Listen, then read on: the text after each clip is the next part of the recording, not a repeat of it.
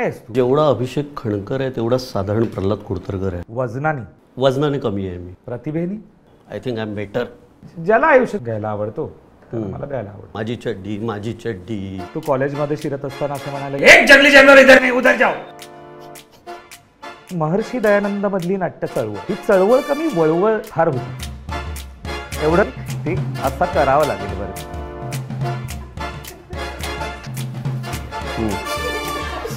कदाचित हा episode undo Pandu नाही होणार, पण पांडू पांडू नक्की. तर याच वाईट विनोदासकट सुरू करूया एकदम सिरियस.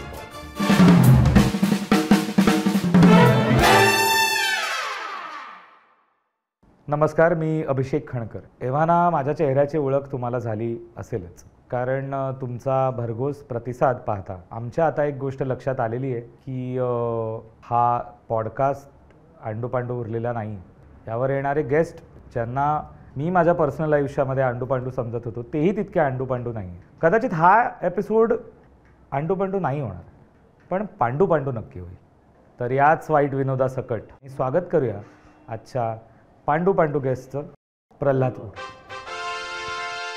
या शोचा फॉर्मॅट काय आहे माहिती आहे हे आता परत परत सांगायची मला तशी गरज वाटत नाही. मला वाटत नाही फार तुझ्यावर वेळ घालवावा प्रल्हाद, कारण काय आहेस तू?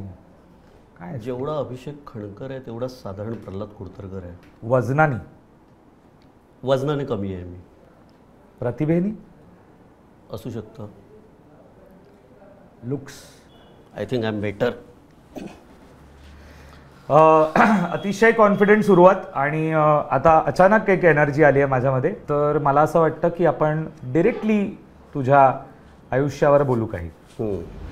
तर तुझ्या कारकिर्दीची किंवा एकंदर अस्तित्वाची सुरुवात जिथून झाली, महर्षी दयानंद महाविद्यालय, जे एक्झॅक्टली बैलघोडा हॉस्पिटलच्या समोर येतं. बैलघोडा हॉस्पिटल म्हणजे मुंबईतलं सगळ्यात मोठं प्राण्यांचं हॉस्पिटल.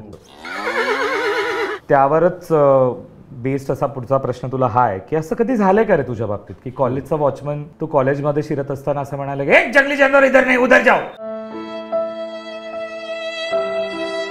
माझ्या बाबतीत नाही झालंय, पण रुईयाच्या नाक्यावरती मी पाहिलेलं आहे. एक पोरगा धावत धावत आला.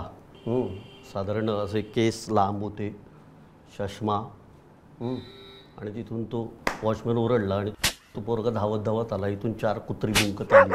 त्या कुत्र्यांनी पण त्यांना थारा दिलेला नाही त्या मुलाला. आता हा कोण आहे मला वाटत नाही सांगायची गरज आहे.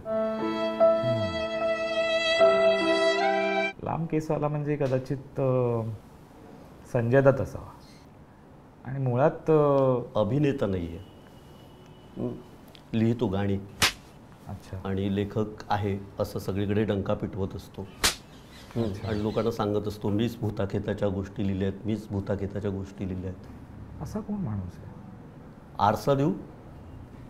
आरसा देऊ तुला? त्याच्यापेक्षा थोडं क्रेडिट दे. पण असं क्रेडिट देण्याची गरज नसते रे. लोकांना कळतं हळूहळू हळूहळू, पण त्या गोष्टी तेवढ्या अशा प्रेझेंट होतात ना की लोकांना वाटतं यानेच लिहिलेलं आहे. एवढं मनापासून मी करतोय ते, याचं क्रेडिट दे तुम्हाला. ह्याचं क्रेडिटही तुलाच दे. हो हो, चांगलं आहे. तर प्रसिद्ध ॲक्टर्स आणि काय म्हणतो नामवंत सेलिब्रिटीज बरोबर एपिसोड झालेत, आणि तू त्यात येत नाहीस, पण असं तुला वाटतंय? हां ठीक आहे, तसं समजूया आपण. माझे नामवंत गीतकार सुद्धा मित्र आहेत माझे, पण त्यात तू येत नाहीस. मला तुला विचारायचं आहे की मुंबईतली नाट्य चळवळ किंवा एकांकिका चळवळ ही नाही बाबा तुपातला फिरोदिया ह्याच्यापेक्षा थोडीशी वेगळी आहे. आपल्या काळातली होती महर्षी दयानंद मधली नाट्य चळवळ. गुड. ही चळवळ कमी वळवळ फार होती एकेकाळी. म्हणजे तुमचं नाटक पाहताना समीक्षक झोपले म्हणून तुम्ही समीक्षकांवर चढलात, तुम्हाला रिझल्ट पटले नाहीत, तुमची एकांकिका नम्रात आली नाही म्हणून जी दुसरी एकांकिका आली त्यांच्याबरोबर वाद घालून तुम्ही रस्त्यात मारामाऱ्या केल्या. नाही, काय असतं खणकर की ह्या मारामाऱ्या का होतात? आपल्याला वाटतं की आपली एकांकिका नम्रात यावी. ज्यांना कधी वाटलंच नाही ते का करतील ना मारामारी? तू ओपनली कीर्ती कॉलेज बद्दल असं बोलू नये. नाही, मी रुईयाबद्दल क्लब आहे तुझा. नाही, मी रुईयाबद्दल बोलतोय. अच्छा, तिथे कोणी नाही तुझं? काही फार मला तुझ्या करिअरच्या बाबतीत फ्लूमध्ये जावं असं काय वाटत नाही, कारण फ्लू चा काही पत्ताच नाही. म्हणजे एक प्रल्हाद कुडतरकर जन्माला आला, रात्रीचे खेळ चाले, ह्याच्यामध्ये काही नाही आहे रे. उत्खनन करावं तरी सुद्धा सापडत नाही. तर ज्या कॉलेजच्या विद्यार्थ्यांना किंवा ज्यांना तो डिमीन करायचा प्रयत्न केलास, यांच्यातल्याच एका उभरत्या दिग्दर्शकाने रामचंद्र गावकर नावाच्या एक सेल्फी नावाची शॉर्ट फिल्म केली, ज्यामध्ये तू दिसलास. तर त्याचा जो विषय आहे, तसं रंगरूपावरून तुला कोणी कधी जज केलंय का? केलंय. कधी? पहिल्या एपिसोडला. पुष्कराज पेक्षा उत्तम परफॉर्म करणारा माणूस आहे प्रल्हाद. चेहरा दिसत नाही पण पोचतं. नाही, अंधारामुळे दिसत नाही.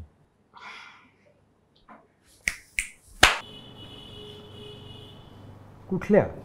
ह्या पॉडकास्टच्या. अच्छा, या पॉडकास्टच्या पहिल्या एपिसोडला तुला नाही, तुला बहुतेक प्रश्न कळलेला नाहीये. मी तुला विचारलं की रंगरूपावरून तुझ्या तुला कोणी जज केलंय का? म्हणजे ऑर्डर ऑब्जेक्शन ओव्हर रूल्ड. क्या बात आहे. असं तुला कधी कुठल्या नाटकात, सिनेमात, सिरियलमध्ये कोणी तुला जज केलंय? नाही, मला जज कोणीच केलं नाही. वकील, बेसिक वकील. छान. हे विनोद आहेत की हे प्रश्न आहे? ठरव.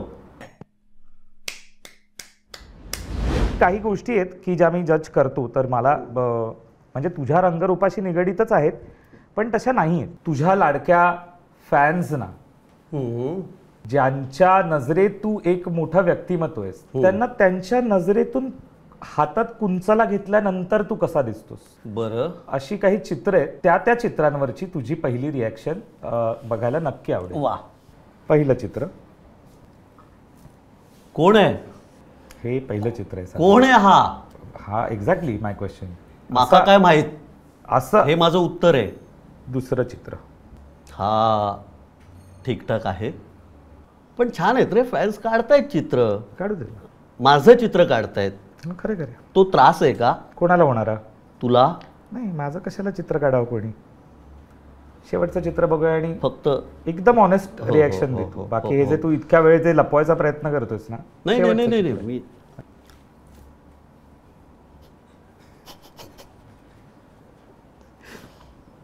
हे काढलंय कोणीतरी आत्ता नाही.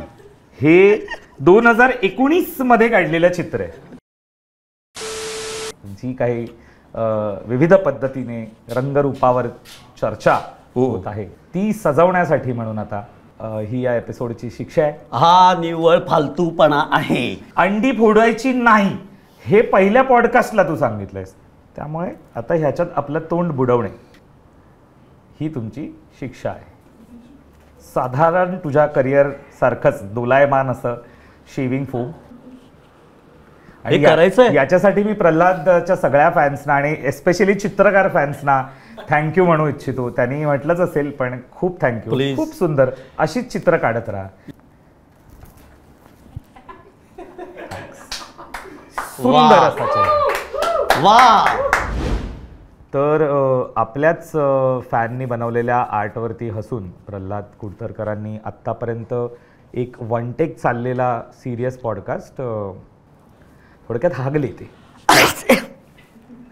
एक मिनिट. तू परत हसलायस, तुला कळतंय? नाही नाही हसलो नाही मी. शिंका. अच्छा ठीक आहे.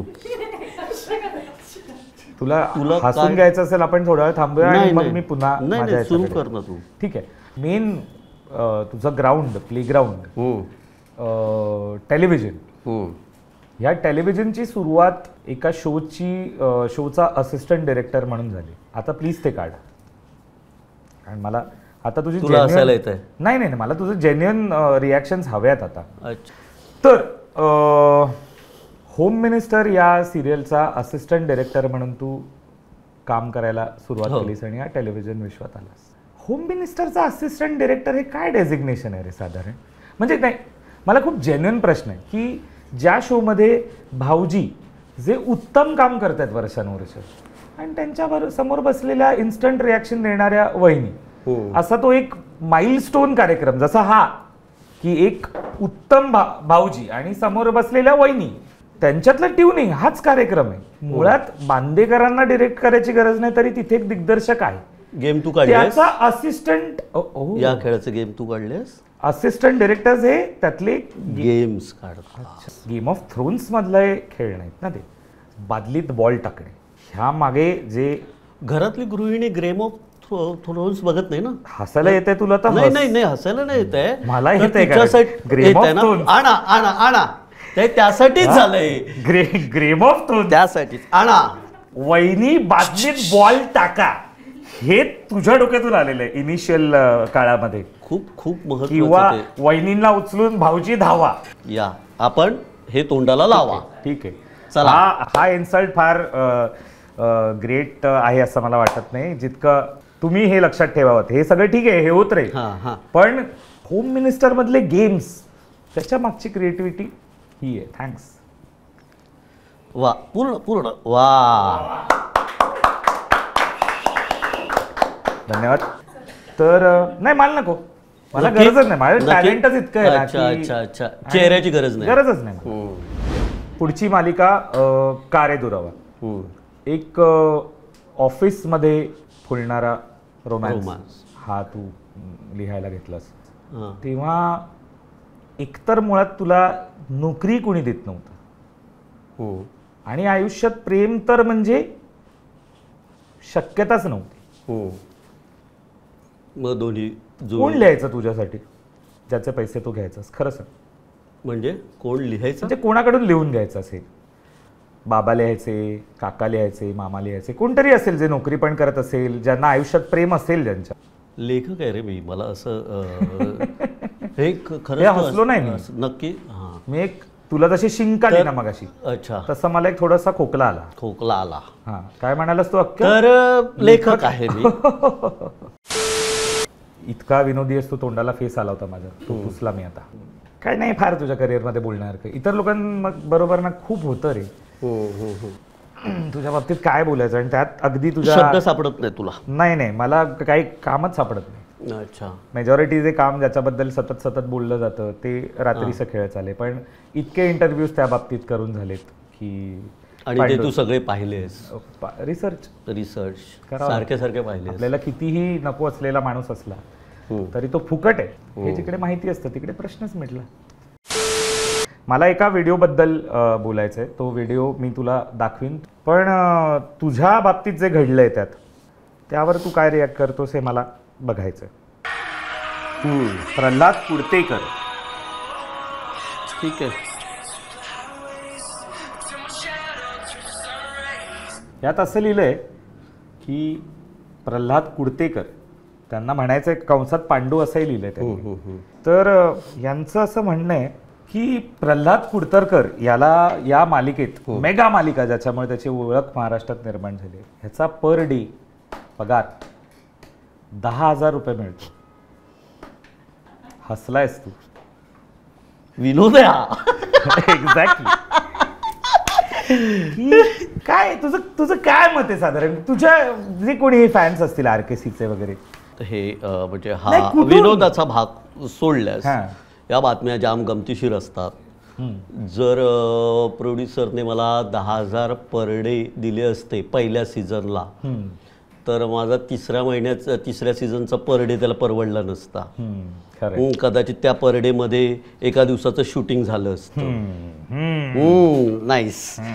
मी आता तू हसल्यानंतर मी हसू शकतोय. असं नाहीये. शिक्षा जोपर्यंत होत नाही तोपर्यंत नाही. एक चान्स तू घे, एक चान्स मी घेतो.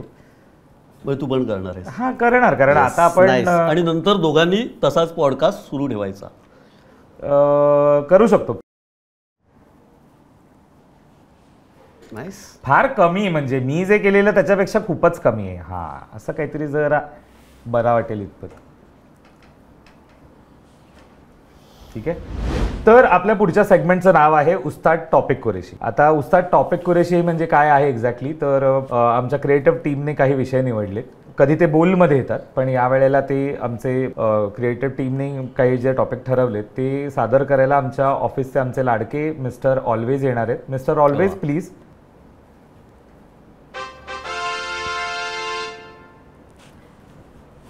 चड्डी हा विषय आहे. तर हे काय वाळत घातलेली ती यांची हरवली आहे का चड्डी? काय वाटतं तुला चड्डी. एकंदर चड्डी ह्या सगळ्यांनी चड्डीत राहायला पाहिजे. इंटरव्ह्यू घेणाऱ्यांनी, पॉडकास्ट होस्ट करणाऱ्यांनी चड्डीत राहायला पाहिजे. हां, कारण समोर वेगवेगळ्या क्षेत्रात प्रावीण्य मिळवलेले तुम्हाला वाटत नसलं तरीही लोक येत असतात आणि आपण उगाच त्यांच्यावरती तोंडसुख घ्यायचं त्यापेक्षा चड्डीत राहायचं. पण तुला असं नाही वाटत की समोर बसणारे जे प्रावीण्य वगैरे मिळवलेली हो. जी मंडळी आहे ती साधारण तारेवरती वाळत घातलेल्या चड्डी इतकीच कसफटा समान आहेत. तितकं महत्व द्यावं की नाही त्यांना? अशा वाळत ती घातलेल्या वाळत घातलेली चड्डीसारखंच चड्डी व्यक्तिमत्व नाही, असेल नाही, एखाद्याचं ती समोरचं. वाळत घातलेली चड्डी जर कोणी पळून दिली हम्म. तर मला वाटतं त्या चड्डीचं महत्त्व कळतं. मला असं वाटतं की प्रत्येक सुजाण माणसाच्या कपाटात एखादं महागातलं शर्ट असतं जे कोणी पळवलं की त्याला त्रास होतो. चड्डीला चड्डीचा ऑप्शन असतो. त्यामुळे चड्डीनी असं स्वतःला समजू नये की आपण एकमेव आहोत आणि आपल्या जाण्याने काहीतरी फरक पडणार आहे. असं काही नाही आहे. कुठे बाहेर गेलायस आणि एकच चड्डी जर असेल का असेल तर- असं? तू असं नाही, कुठे असेल. कुठे बाहेर गेलायस एका जिथे तुझ्याकडे दिवसात- एकच चड्डी हां, आहे? एका दिवसासाठी गेल्यानंतर एक चड्डी आहे, होतं असं. नाही म्हणजे कुठेतरी बाहेर गेलायस आणि तुझ्यासोबत एक मुलगी आहे हे साऊंड वाईज छान वाटतं. पण कुठेतरी बाहेर गेलायस आणि तुझ्या सोबत एक चड्डी आहे, सोबत त्याच्यात नाही. नेमका काय रोमॅन्टिसिझम आहे? सोबत नाही, माझ्याकडे. माझ्याकडे एक चड्डी आहे हा, हो हो. असे सोबत म्हणजे ती अशी घेऊन फिरत नाही ना, माझी चड्डी माझी चड्डी. हां, हा रोमांस कुठला आहे? माझी चड्डी मधला माझ्या सोबत चड्डी आहे शब्द चुकीचे वापरतोयस तू. मी आता मिस्टर ऑलवेज यांना सांगेन की पुढचा जो काही टॉपिक आहे तो चड्डीसारखा यांच्या तोंडावरती फेकून मारावा. या तर मिस्टर ऑलवेज हा हा वा वा, चोकोबार. नाही आवडत मला. का?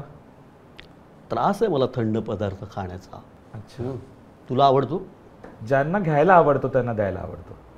वा, मग तू असा देत फिरत आनंद असं आनंद, म्हणायचं. वेगळं समाधान. ज्याला आयुष्यात आनंद घ्यायला आवडतो त्याला मला द्यायला आवडतो.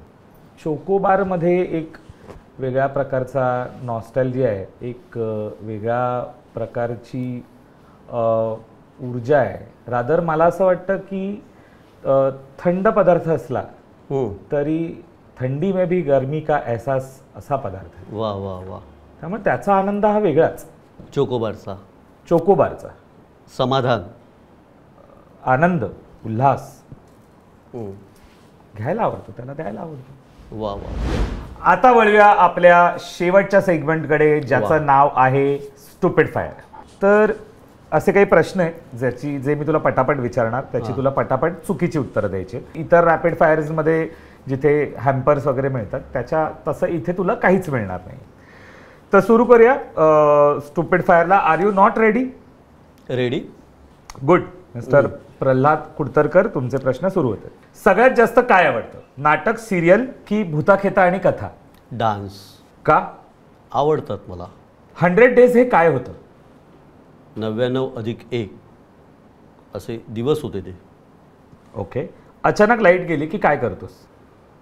लाईट लावतो. तुला जर फळ बनता आलं असतं तर कुठलं फळ झालं असतंस? गुलाब. नाईस. का? कारण ते फळ नाही आहे.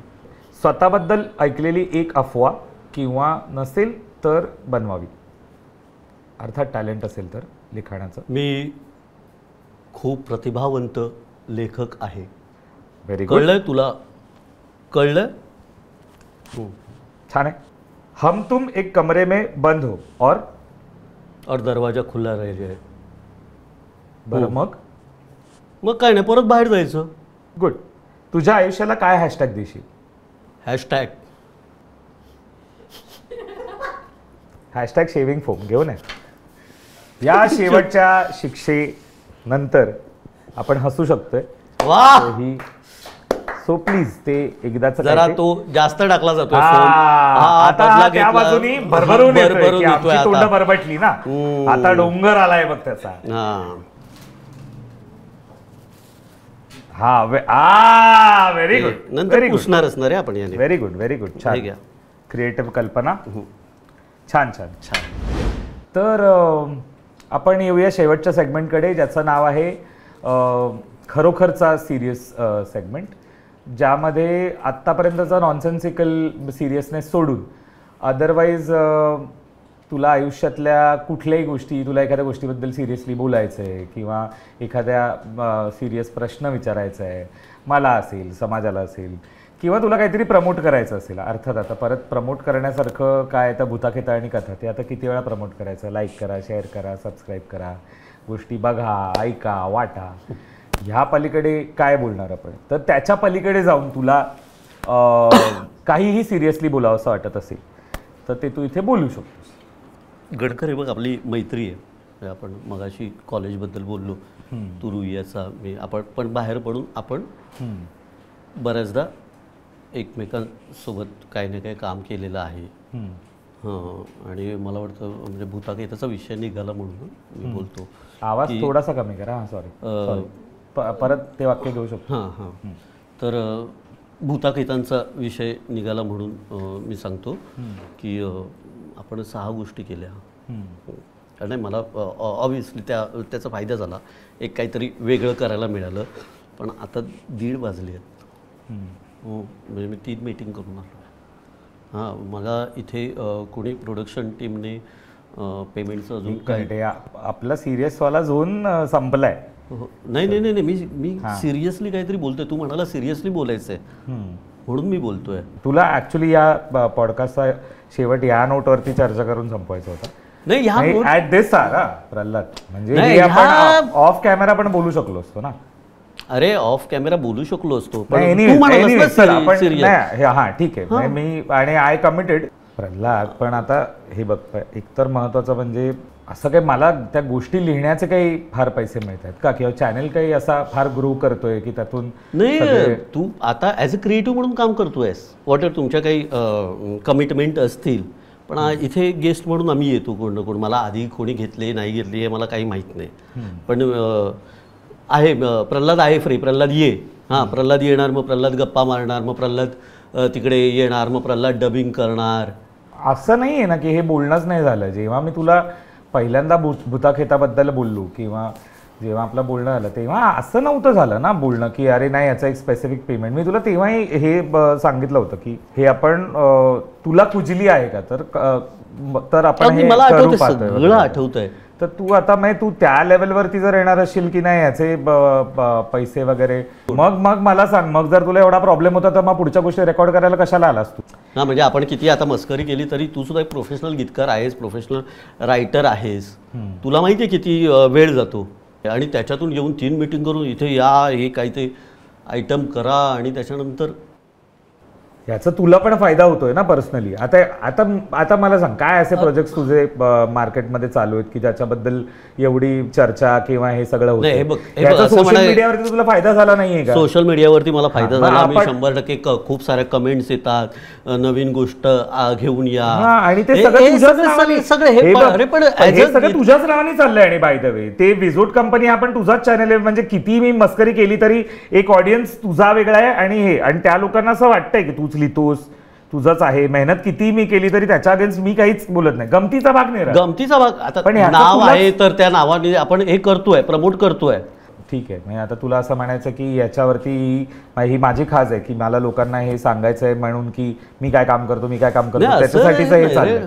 तर नाही, ठीक आहे, नसतील ओळखत ना मला लोक. असं तुझ्या बाबतीत नाही का झालंय? आता पांडूचं कॅरेक्टर एस्टॅब्लिश झाल्यानंतर तू लोकांना कळलंस ना की बाबा अरे मी म्हणालोय की पांडूने एका लेखकाला चेहरा दिला. गीतकार म्हणून तुला किती जण ओळखतात, कोणाला माहितीये की तू काय खुलता खळी खुले ना ह्याचं तू लिहिलंयस. मुळात आपण एकाच नावेतले आहोत हे लक्षात घे. आणि त्याच्यामुळे मला वाटतं की अन्याय होऊ नये. म्हणजे काय होतं की दिसायग्री आणि इव्हन तुझ्याही बाबतीत मला ऑनेस्टली असं वाटतं की ते टिपिकल कमेंट की वर्क झाला की त्या ऍक्टर्सचा शो असतो, आणि नाही वर्क झाला की रायटर काय गांजा फुकून हे येतच की लोकांना फक्त तेवढंच दिसतं हे कलाकारांचे चेहरे आहेत, हे कलाकार आहेत. कधी कोणी जाऊन बघत नाही अरे हे कोणी लिहिलेलं आहे. माझं ठीक आहे रे, मला पांडूने एक ओळख दिली. माझ्यासारखे किती लेखक आहेत की ज्यांना कोणी ओळखतच नाहीयेत. मग बघणं, त्यांना मान देणं, लेखक मला मान द्या अशी झोळी पसरवत नाहीयेत. त्यामुळे याच्यापुढे सोशल मीडियावर व्यक्त होताना काल रात्री ह्या माणसाने जागून एपिसोड लिहिलेला आहे आणि तो आज आपल्याला दिसतोय. आपली आई, आपले बाबा, हल्लीची पिढी सगळी मोबाईलवरती असते, तरी वेगवेगळ्या OTT प्लॅटफॉर्मवरती आता सिरियल्सही दिसतात, तर त्या सिरियल बघत असतात. त्यांच्या चेहऱ्यावर कधी हसू येतं, त्यांच्या डोळ्यात कधी पाणी येतं. तर हे सगळं करणारे हे लेखक, गीतकार असतात आणि त्यांच्यामुळे हे कलाकार मोठे होतात. त्यांच्या संवादांनी हे कलाकार घडत असतात, ते पात्र घडत असतं. त्याच्यामुळे मला वाटतं आपण पेमेंटचा हा विषय काढला, पण मला वाटतं पेमेंटपेक्षा ही शब्बासकी एखाद्या लेखकाला, एखाद्या गीतकाराला हवी असते. हे जे काही आत्ता आमच्यामध्ये चर्चा झाली ती अख्खी स्क्रिप्टेड चर्चा होती. हा अख्खा प्लॅन्ड प्रकार होता जे आम्ही बोललो. फक्त आम्ही मनापासून बोललो. हां, ऐसा आहे आजचा एकदम सिरियस पॉडकास्टचा एक वेगळा एपिसोड. सो झाला. थँक्यू.